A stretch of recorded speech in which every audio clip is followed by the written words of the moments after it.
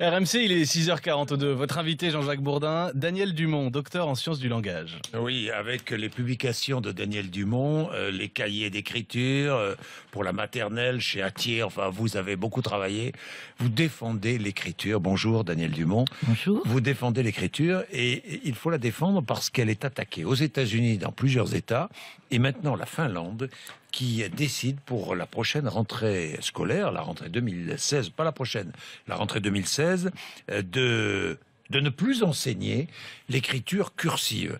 Ça veut dire de se priver, les enfants, les petits Finlandais n'utiliseront plus de stylo, n'utiliseront plus de crayon, ils n'écriront plus, ils n'utiliseront que des claviers, la dactylographie. Ça vous fait froid dans le dos, ça, je sens, Daniel Dumont. Eh bien, écoutez, ça me fait froid dans le dos, surtout sur le plan social. Parce qu'écrire à la main, ça permet d'avoir une liberté de production. On peut écrire, garder un document, on n'est pas connecté. Oui. Et il suffirait demain d'arrêter, tout simplement de couper le courant pendant 3 jours. Et si personne n'est capable d'écrire à la main, personne ne peut consigner quoi que ce soit, personne ne peut communiquer. Oui. Et comme tout est connecté, rien ne peut être caché, rien ne peut être personnel. Donc ça pose un gros problème. Le gros problème également, c'est que l'écriture manuscrite est reconnue comme permettant d'authentifier des documents. Si vous écrivez « lu et approuvé en bas d'un contrat », vous avez écrit « lu et approuvé ».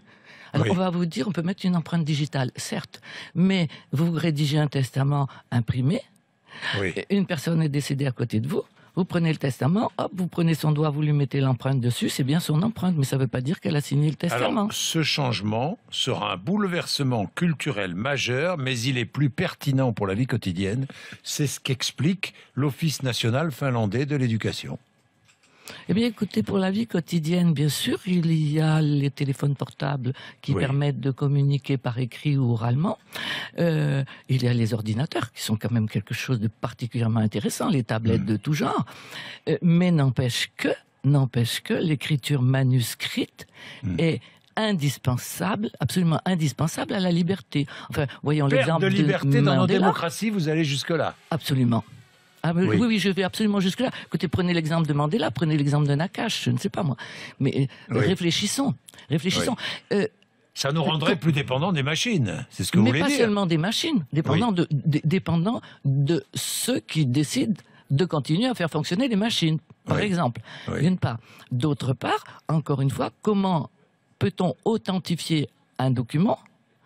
Bien sûr, je vous parlais tout à l'heure des empreintes digitales. On peut mettre les empreintes digitales, mais rien ne dit que c'est la personne qui a décidé volontairement de mettre ses empreintes digitales.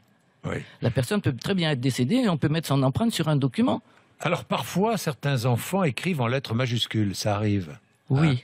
Ça arrive. Pourquoi? Parce qu'ils n'arrivent pas à écrire d'une manière attachée ou ils n'arrivent pas à manier l'écriture cursive.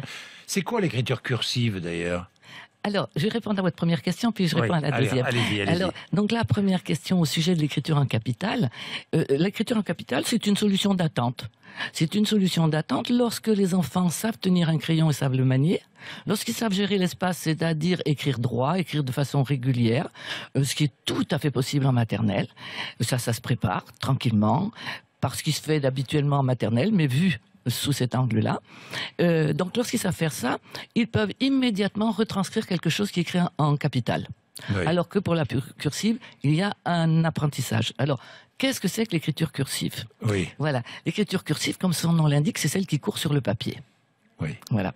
Donc, si elle court sur le papier... On écrit un mot dans son ensemble, lettres attachées les unes aux autres, avec ponctuation, avec... Oui. Alors, moi, je préférerais plutôt lettres liées plutôt qu'attachées. Alors, vous allez me dire, c'est presque la même chose. Mais pas tout à fait. Pas tout à fait, parce que très souvent, dans l'esprit des enfants, écrire en attaché, ça veut dire savoir écrire des lettres et savoir les attacher. Donc, on a beaucoup d'enfants à l'heure actuelle qui écrivent donc en faisant une lettre, ils s'arrêtent, une autre lettre, ils s'arrêtent, une autre lettre, ils s'arrêtent. C'est-à-dire qu'ils ont des lettres qui sont effectivement attachées. Alors que l'écriture cursive, c'est un mot complet. Et lorsqu'on écrit en cursive, on va modifier légèrement la fin d'une lettre en fonction de la lettre qui suit. On n'a pas à Une faire bonne une lettre. écriture, Oui. c'est indispensable. Je vois aussi l'une des publications que vous avez dirigées chez Nathan, une bonne écriture, choix ou nécessité. C'est une nécessité, une bonne écriture. Ben, ce qui est nécessaire, tout dépend de ce Oui. qu'on appelle une bonne écriture. Ce qui est nécessaire, absolument, c'est que l'écriture soit lisible Oui. et soit correcte. Je veux dire que ce soit Oui. présentable. Hein. Oui. Voilà. Donc c'est ça une bonne écriture. C'est pas forcément une écriture qui soit appliquée, qui soit léchée. D'ailleurs, les écritures très appliquées sont généralement des écritures lentes. Et ce sont des dysgraphies qui échappent à l'attention des enseignants parce qu'ils pensent que c'est très bien.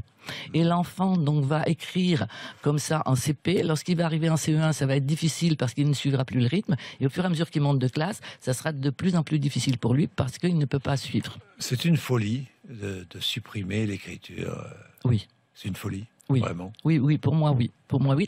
Ce que je comprends mal, c'est pourquoi on s'est mis en tête d'opposer l'écriture au clavier, l'écriture manuscrite au clavier. Mais pourquoi cette opposition? Le clavier, que ce soit celui de l'ordinateur, que ce soit celui du téléphone, que ce soit celui de la ouais. tablette, est nécessaire à l'heure actuelle dans notre civilisation, dans notre mode de fonctionnement. Il n'y a pas de problème pour ça. Je ne dis pas supprimons le clavier. Je ne dis pas ne faisons plus jamais rien au clavier et n'utilisons que l'écriture manuscrite. Je dis utilisons l'écriture au clavier pour ce qui relève de l'écriture au clavier. Utilisons l'écriture manuscrite pour ce qui relève de l'écriture manuscrite. Merci Daniel Dumont. Et j'en parlerai avec Alain Bentolila qui sera notre invité à 8h10. Merci beaucoup.